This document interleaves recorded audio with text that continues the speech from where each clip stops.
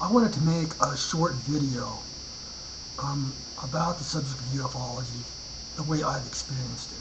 And what I wanted to start off with is, when I first got started in this, I started reading magazines like UFO Universe, and this is a UFO magazine.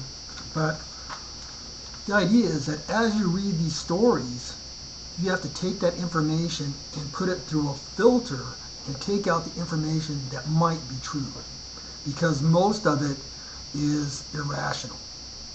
And although I enjoy the magazines, they're fun to read. They're a little bit like comic books, and the information you've got to scrutinize it carefully. Well, what I'm making the video about is now we're at a different level. Here's a book that's by John Alexander. Colonel John Alexander. It's a book on UFOs, myths, conspiracies, and realities. It's quite good, and he is a very nice fellow. But once again, as you read something, we understand that anybody that knows something very important has to withhold that information sometimes. And he's a former military person. But the rest of the information needs to be absolutely true. And see, that way, as I read the book, that is what I'm hoping. That what he is saying is absolutely true. If he has to withhold something, well, that's good. I understand that.